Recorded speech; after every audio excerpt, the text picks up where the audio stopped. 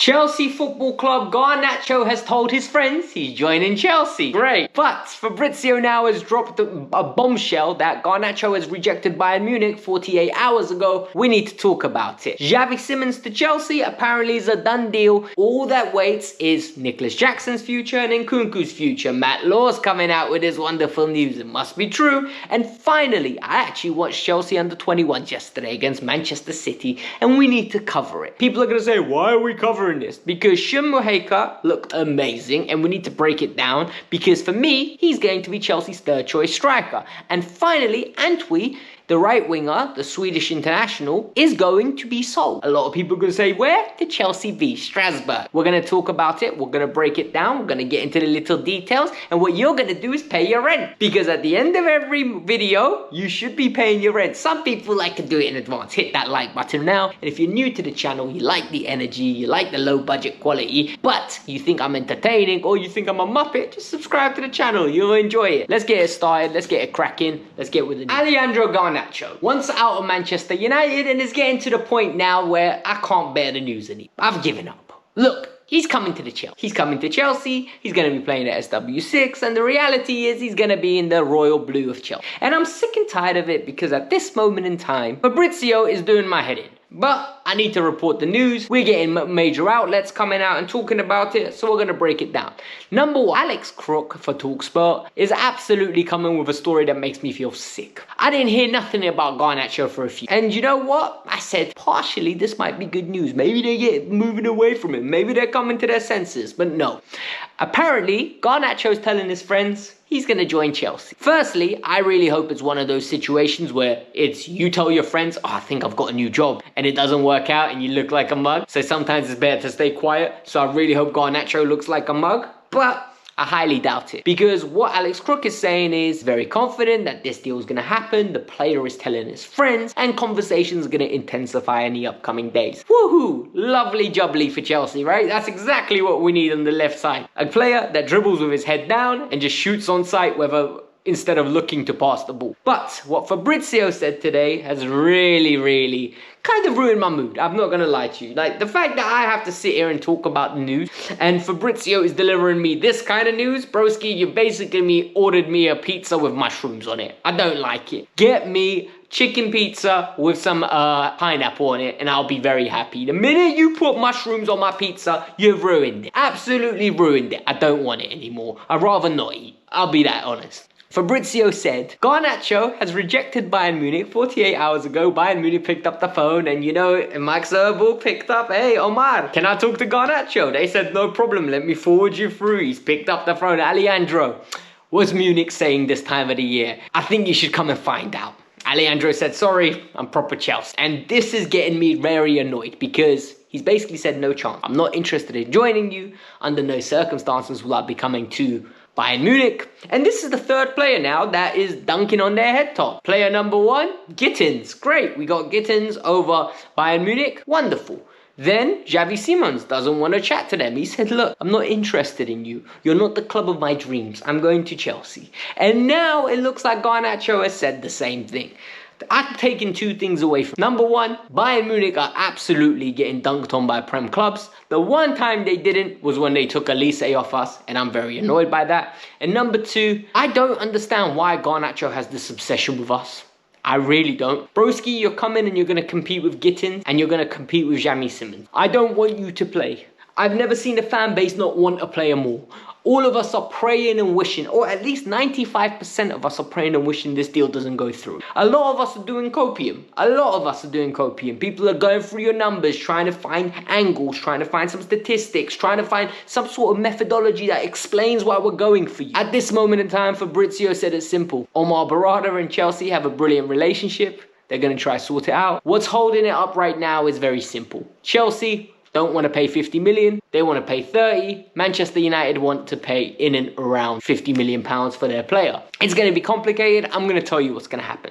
There'll be a loan with an option of 35 for. That's what I think is going to happen before the window closes. Let me know your predictions. Am I being too harsh on the kid? Is the kid actually a good player? Is the kid actually got potential and I'm being very harsh? I'm in one of those moods right now, guys. I am really frustrated with the idea of Garnacho coming to my club. So I'm being extra critical. I can tell. I don't think it's fair. I think I'm being a little bit of an asshole, but I don't care. I don't think he adds any value to us. I genuinely don't. I think it's a sideways move. Now we need to talk about Xavi Simons. So according to the latest news, Xavi Simons is basically agreed with Chelsea. It's coming from Matt Law. The deal is set up, meaning the personal terms are agreed. The deal with Leipzig is agreed. Chelsea just haven't put an offer in. And the reason why Chelsea haven't put an offer in is because they need to make sales. Both the Garnacho deal and the Xavi Simons deal is dependent on what? Jackson leaving and Nkunku leaving. I think it's as simple as that. Look, what do we know? At this moment in time, Xavi Simons is needed in this team. We were crying out for the ability for someone to pick the ball up, drive at a defense that is parked, and absolutely create something. It's something that I was calling for Joao Felix to play.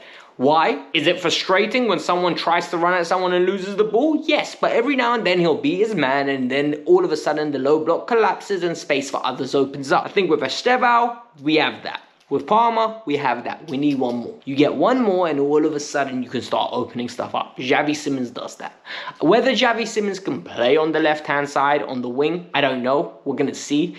I haven't watched enough of him to be actively telling you he's world-class or he's going to be world-class. But what I have seen, the analysis pieces I've read on him and I've watched, he looks very competent. He looks very good. And he's someone that I would want at my club. He is somebody that has got all the talent in the world, right? It's a matter of now us giving him a platform to unlock it. With Jackson, a lot of people got at me, by the way. They said, oh, he wasn't suspended. That's why he wasn't in the squad. Guys, he's training with the first team, but didn't partake in either one of the preseason games. He's not allowed to be in the squad. They are not letting him be in the squad. It doesn't matter if he's suspended or not. He's not allowed to be with the squad. They have excluded it. I know a lot of you want to go on the technicality and the copium. This Thursday, Friday, I will be shocked if he's with the squad. His suspension is over. Nicholas Jackson has been excluded from the first team squad. And he will only return when the window closes, when they haven't moved him. If they haven't moved. But he didn't play against Bayer Leverkusen. And he did not play against AC Milan. What does that tell you? Excluded from the squad. Now, Nkunku. This is another one. Excluded from the squad. They said he had an injury. Doesn't have no injury. They don't want him in and around the squad because they made their decision. He is going to leave the club. He is excluded from the squad. They are painting this picture because you don't want to tell the whole world, oh, I've excluded him, meaning he basically can go for cheaper than we want. No, they're basically trying to isolate an offer and then get as high of a value as possible. He's going to leave and then Xavi Simons is going to come in. A lot of people saying, why is this happening? I don't know. I think it's got something to do, and this is just me suspecting it. I think we are good with the Premier League rules. We're not good with the UEFA. Because UEFA don't allow the hotel thing. They don't allow the selling your own a women's team to yourself thing. They look at basically the balance sheets. They've already penalized us. We're going to have to pay somewhere near the 20 million. Then we're going to have to balance out the books moving forward. Otherwise, it could be up to £60 million fines. I don't care. It's not my money. They'll work it out. I trust these lot when it comes with the books. They know what they're doing. They've proven it on many occasions. They find loopholes where there aren't even loops or holes. Genuinely, they'll drill some holes and create some loops in a straight line. Trust me. So yesterday I watched the game. It was Chelsea under 21s 3, Manchester City 1. First of all, the squad looked amazing, right? The names, the talent is there. They're coming through. We can see it. It's a matter now of them stepping up and seeing which one of them is good enough for Chelsea and which one of them will be pure profit. Walsh had a good game. He looked very interesting. I really like Landon Emenalo. If you remember our sporting director, the Nigerian man, he's now working in Saudi Arabia as the chief of the Saudi league. Landon Emenalo is Michael Emenalo's son. He's a left back. I've seen him play a lot of centre back. He's young, but he looks good, man. I really like that kid. I've I've seen him play on multiple occasions now. Comfortable footballer. David Luiz haircut. He's absolute baller, man. I just think he's a little bit small still. He's going to grow into his man body, and I think he's going to be a very good footballer. But there were two people that caught my eye. Number one was Kavuma McQueen on the left-hand side. Bro, 16 years old, absolutely running around at under 21 level like he belongs. Cut in, takes shots, left foot takes shot, good off the ball, works hard, enjoying himself. I think that's the key takeaway. But the man of the match for me was the hat-trick man. It was Shim Muheka. So for those of you that don't know, Shim played for us last year and he didn't have the best experience. I think it was Copenhagen away in the Conference League. But Shim is very talented. He was 16 when he made his debut. Otherwise, now he's 17 years old. He scored a hat-trick against Manchester City, who are one of the best teams at that level. And his hat-trick was different, right? The first one was a looping header. The second one was an attacking header, where basically the first one, the cross comes in, it's hanging, and he generates all the power and loops it back. The second one, he vehemently attacked, and it was a good header. And the third one, he muscled out centre half, goes through 1-on-1, slots it, knee slide, happy days, he's got goals. A lot of you are going to say, why are we covering this, Alex? Who cares about the under-21s? I do. Why? Because Shim Muheka is going to be our third choice striker. A lot of people don't see it, but that's what's happening. He is Mark Yu. He's going to be on the bench for the EFL Cup, the FA Cup. If we slap up any teams in the Champions League and then we're qualified and we're already in the playoff, he will get an opportunity when Delap starts or Joao Pedro starts. They're going to protect these players. And for me, this is brilliant for him. He's going to train with the first team, develop, and then slowly get integrated. And this is a top-tier talent. Him and Kavuma McQueen need to be protected, shown a pathway, and we'll feed them through. One player that could be leaving is Antwi. So for those of you that don't know, Antwi has played a few games now for Chelsea. He played on a right wing. He will be a brilliant right wing back at Strasbourg. And Strasbourg are interested in him.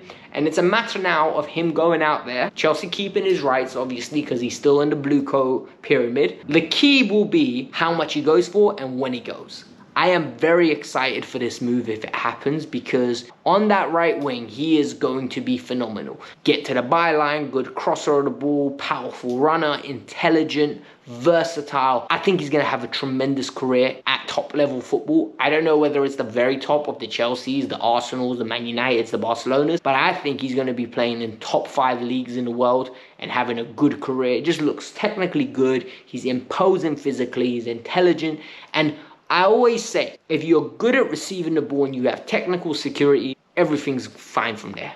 Because you can learn the intensity, in my opinion. As long as you have the technical ability, there's a bare minimum level you're always going to reach. Listen, guys, this was the Kavkas View. I hope you lot enjoyed it. Hit the like button, subscribe to the channel. Let me know your thoughts. Peace out. I'm out. Have a lovely day.